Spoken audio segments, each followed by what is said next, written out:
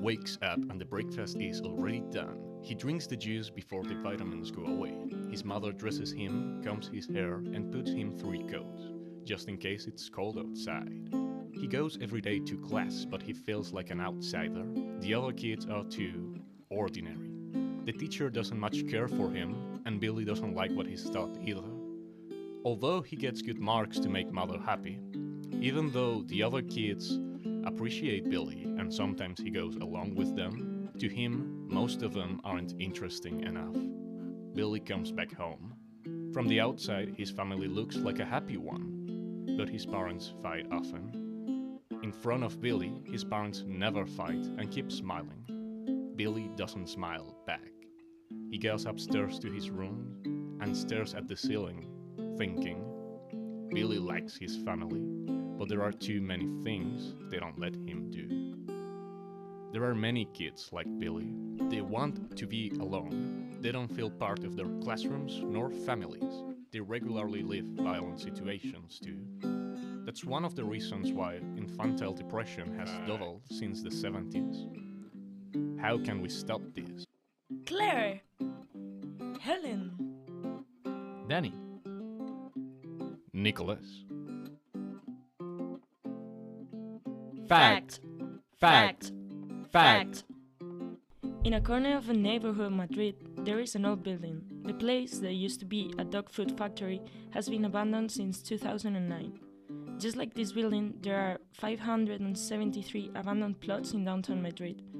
Although the data is desolating, where many seem ruins, we see an opportunity.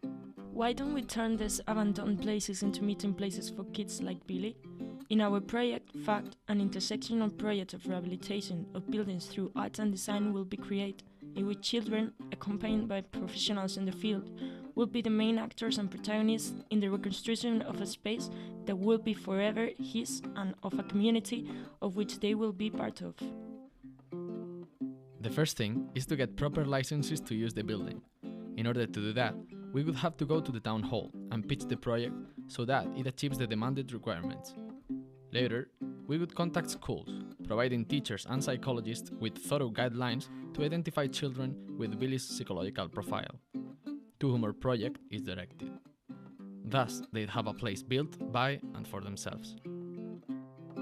However, in order to coordinate both space and people, we would have to structure ourselves in certain positions. Those would be an art director, coordinating the overall project and commanding other 3 partners, one dedicated to functionality, managing design activities and the proper use of space, another one to sustainability, to control spending and the environmental impact of the materials used, and last but not least, one in charge of aesthetics, to maintain visual consistency of the project. In addition to this artistic department, there would be an administrative board formed by a general director in charge of the entire project, a secretary, and an intermediary manager between the schools and the project. Finally, the specialized creators who would be in the closest contact to the children.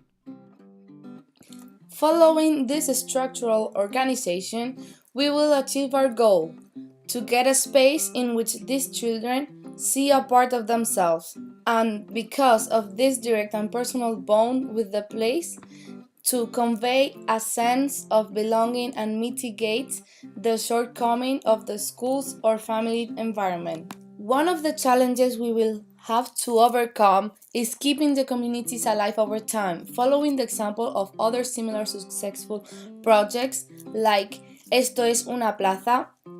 The key is to involve the residents in this initiative, getting them to see FACT as a symbol of volunteerism and community bonding, as a new public space they can also make use of. Imagine a reinvention of public space in your community.